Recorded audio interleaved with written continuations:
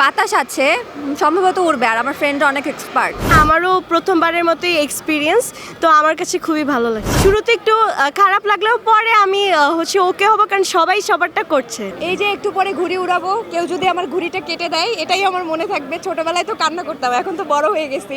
এখন এখানে আম্মুও নাই যে কনভিন্স করবে তুমি কান্না করো না। ঘুড়ি উড়ানো বিষয়টা ছোটবেলা থেকে আজকে দেখতে পাওয়া বা প্রতি বছর করে একবার দেখতে পাওয়া খুব ইমোশনের একটা জায়গা। আমার পার্টনার তো আই থিঙ্ক আরও বেশি ইমোশনাল। আজকে সে অফিসে, সো না হলে সে আমার সাথেই চলে আসতো শুধুমাত্র ঘুড়ি উৎসব দেখার জন্য। সে আরও বেশি ইমোশনাল, আরও বেশি অ্যাটাচড এই বিষয়গুলোতে।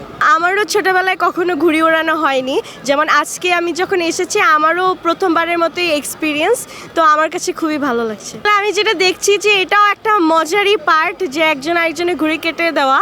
তো শুরুতে একটু খারাপ লাগলেও পরে আমি ওকে হবো, কারণ সবাই সবারটা করছে।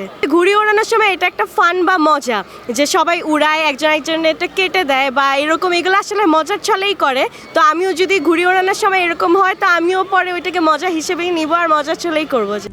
RICL TMX, যুগের পর যুগ স্থাপনা থাকে মজবুত। এত বছর পরে আজকে হঠাৎ করে এরকম এত বড় একটা অনুষ্ঠান দেখে খুবই ভালো লাগছে। আমি আমার ফ্রেন্ড সার্কেল সবাইকে নিয়ে এসেছি, বন্ধুদের সাথে ঘুরতে আরও বেশি ভালো লাগছে। ছোটোবেলার স্মৃতি বলতে আসলে মফস্বল শহরে থাকা হয়েছে, তো এইভাবে দেখা গিয়েছে যে বিল্ডিংয়ের ছাদের উপরে ঘুড়ি উড়ানো হয়েছে। এরকম খোলা মাঠে বড় জায়গায় এভাবে ঘুড়ি উড়ানোর সুযোগ হয়নি। ছোটোবেলায় দেখা যেত ঘুড়িগুলো উড়তো না ঠিকঠাক বিল্ডিংয়ে, তো এখন আমার ফ্রেন্ডরা ঘুড়ি কিনতে গিয়েছে, এখন উড়াবো।